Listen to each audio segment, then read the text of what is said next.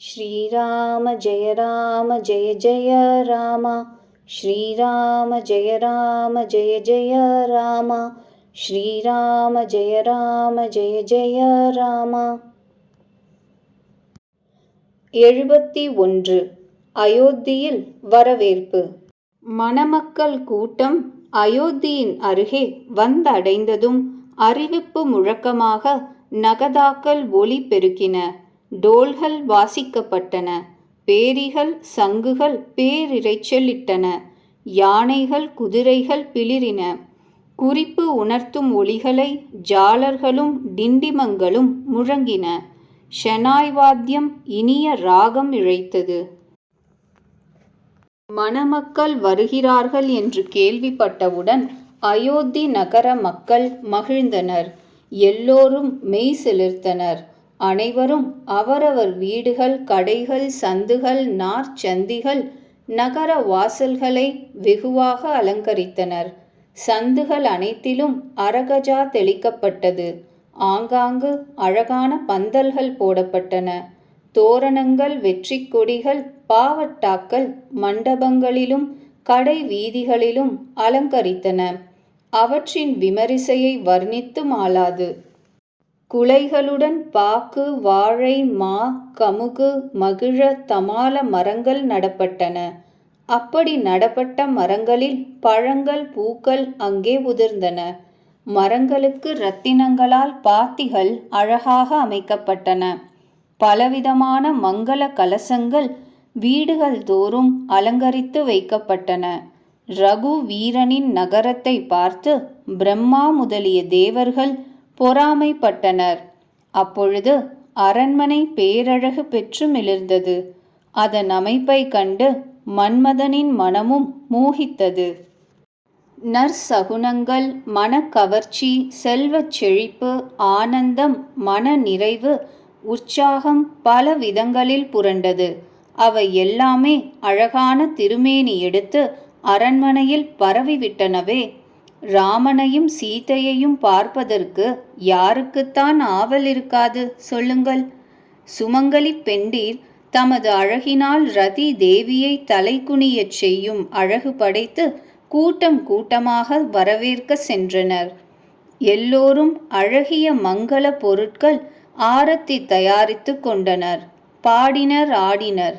சரஸ்வதியே பல வடிவங்கள் எடுத்து வந்து விட்டாளோ என்று தோன்றிற்று. அரண்மனையில் ஆனந்த ஆரவாரம். அந்த நேரத்தையும் அதன் ஆனந்தத்தையும் வர்ணித்து மாளாது. கௌசல்யா முதலிய ராமன் தாயார் அனைவரும் பிரேமையில் மிகவும் பரவசப்பட்டு உடல்நிலை மறந்தனர். கணேசரையும் பரமேஸ்வரரையும் பூஜித்து அவர்கள் பிராமணர்களுக்கு நிறைய தானங்கள் வழங்கினர். தரித்திரன் ஒருவனுக்கு 4 புருஷார்த்தங்களும் கிடைத்தது போல அவர்கள் மகிழ்ந்து நின்றனர். அமைதியும் ஆனந்தமும் பெற்று பரவசமாகிவிட்டபடியால் தாயார்கள் அனைவருடைய உடல்களும் தளர்ந்துவிட்டன. அவர்களின் கால்கள் நிலை தடுமாறின. ஸ்ரீராமனை தரிசிப்பதற்காக அதிகமாக பேராவல் நிரம்பி திருஷ்டி கழிப்பதற்குரிய பொருட்களை தயாரித்தனர். பலவித வாத்தியங்கள் முழங்கின. சுமித்திரை மகிழ்ந்து மங்கள அலங்காரம் செய்து கொண்டாள்.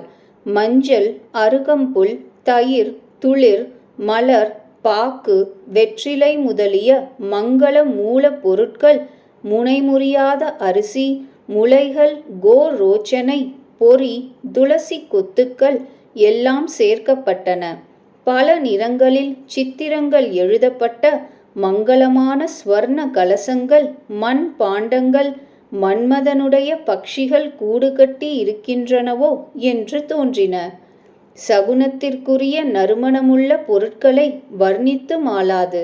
ராணிகள் அனைவரும் பூரணமாக மங்கள அலங்காரங்கள் செய்து கொண்டனர்.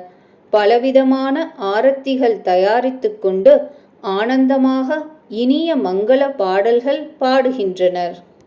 தங்க தாம்பாலங்களில் மங்கள திரவியங்களை அடுக்கிக் கொண்டு தமது தாமரை கரங்களால் அவைகளை ஏந்தி மனமகிழ்வுடன் திருஷ்டி கழிக்கச் சென்றனர். அவர்கள் உடல் முழுவதும் ரோமாஞ்சம் எழுந்து கொண்டே இருந்தது.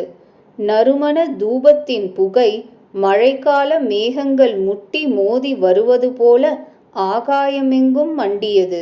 தேவர்கள் கற்பகத் தருவின் பூக்களால் ஆன மாலைகளை வீசின பொழுது கொக்குகள் கூட்டம் போல அவை உள்ளங்களை கவர்ந்தன. அழகான இரத்தினங்கள் பதித்த அலங்கார வளைவுகள், தோரணங்கள் இந்திரனுடைய வான வில்லாலே அலங்கரிக்கப்பட்டன போல் மிளிர்ந்தன. சாளரங்களில் அழகான சபலமுள்ள பெண்கள் தென்படுகிறார்கள், பிறகு மறைகிறார்கள். மின்னல்கள் மின்னுகின்றன என்று தோன்றுகிறது. துந்துபிகள் மேகங்களின் பயங்கர இடிகள் போல முழங்கின. யாச்சகர்கள் சாதக பக்ஷி போல் காத்திருந்தனர். தவளைகள் போல கூட்டமாக ஓசையிட்டனர். மயில் போல ஆடினர். தேவர்கள் பரிசுத்தப்படுகின்ற மனமுள்ள நீரை பொழிகின்றனர். அதனால் தானிய வயல்கள் போல நகரத்து மக்கள் ஆண் பெண் அனைவரும் சுக மலர்ச்சி பெற்றனர். நல்ல நேரம் என்று குருநாதர் ஆணையிட்டார். அப்பொழுது ரகுகுல ரத்தினமான மகாராஜா தசரதரும் கணபதியும் சிவபெருமான் பார்வதி இவர்களை தியானித்து தமது கூட்டத்துடன் நகரத்திற்குள் பெரு மகிழ்ச்சியுடன் பிரவேசித்தார். நல்ல சுப சகுனங்கள் தோன்றின. தேவர்கள் துந்துமி முழுங்கி பூமாரி பெய்தனர். தேவ மாதர்கள் மகிழ்ந்து அழகான மங்கள இசை பாடினர். திறமைமிக்க நாட்டியமாடுபவர்கள் உலகங்களெங்கும் ஒளி வீசுகின்ற ராமனுடைய புகழ் பாடுகின்றனர். ஜெய கோஷமும் வேதங்களின் தூய மங்கள ஒளியும் 10 திக்குகளிலும் பரவி கேட்டன. பலவித வாத்தியங்கள் முழங்கின. ஆகாயத்தில் தேவர்களும் நகரத்தில் மக்களும் பிரேமையில் மூழ்கியிருந்தனர். மணமக்கள் ஊர்வலம் அவ்வளவு மிடுக்காயிருந்தது. எல்லோரும் உள்ளம் கொள்ளாத அளவு ஆனந்தப்படுகிறார்கள். அயோத்தி மக்கள் அரசருக்கு ராஜ மரியாதை செலுத்தினர். ராமனை பார்த்ததுமே அவர்கள் பரமானந்தம் எய்தினர். அனைவரும் இரத்தினங்களையும் துணிகளையும் வாரி வழங்குகின்றனர். கண்களில் நீர் பெருகி உடல்கள் சிலிர்க்க ராமனை தரிசித்தனர். நகர பெண்மணிகள் மனம் மகிழ்ந்து ஆங்காங்கு ஆரத்தி எடுக்கின்றனர். அழகான 4 குமாரர்களையும் பார்த்து பார்த்து மகிழ்கின்றனர். பல்லக்குகளில் திரைகளை திறந்து திறந்து மணப்பெண்களை பார்த்து மகிழ்கின்றனர். இவ்விதம் அனைவரும் மகிழ்ச்சி அளித்து கொண்டு அரண்மனை வாசல் வந்து சேர்ந்தனர். தாய்மார்கள் மகிழ்ந்து மருமக பெண்களுடன் கூடிய குமாரர்களுக்கு திருஷ்டி கழிக்கின்றனர். அவர்கள் மீண்டும் மீண்டும் ஆரத்தி எடுக்கின்றார்கள். அந்த பிரேமை, அந்த ஆனந்தம் யார் எடுத்துச் சொல்ல முடியும்? பலவிதமான அணிகள், இரத்தினங்கள், ஆடைகள், இன்னும் பலவித உயர்ந்த பொருட்களை வாரி வழங்குகின்றனர். மருமக பெண்களுடன் 4 குமாரர்களையும் பார்த்து தாய்மார்கள் பெரு மகிழ்ச்சியில் மூழ்கினர். சீதையினுடையவும் ராமனுடையவும் அழகை மாற்றி மாற்றி பார்த்து அவர்கள் உலகில் தாம் பெற்ற வாழ்வு பயனுள்ளதாயிற்று என்று மகிழ்ந்தனர். தோழிகள் சீதையின் முகத்தை பார்த்து பார்த்து தமது புண்ணியங்களை வியந்து பாடினர். தேவர்கள் கணம்தோறும் பூமாரி பொழிகின்றனர். நாட்டியம் ஆடுகின்றனர், பாடுகின்றனர், தமது சேவையை அர்ப்பணம் செய்கின்றனர்.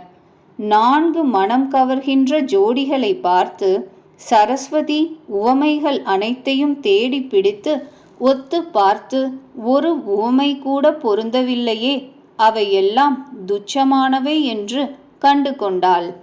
ஆகவே அவர்களை வர்ணிக்கும் முயற்சியை கைவிட்டு ராமனுடைய எழிலில் மயங்கி கண்கொட்டாமல் பார்த்து கொண்டிருந்தாள். வேத முறைப்படியும் குல வழக்கப்படியும் மணமக்களின் கைகளில் நறுமணம் கமழும் மலர் சந்தனம் அக்ஷதை கலந்த நீர் வார்த்தனர். நடை பாவாடை விரித்து மருமக பெண்களுடன் புத்திரர்களுக்கு திருஷ்டி கழித்து தாயார்கள் அரண்மனைக்குள் அழைத்துச் சென்றனர்.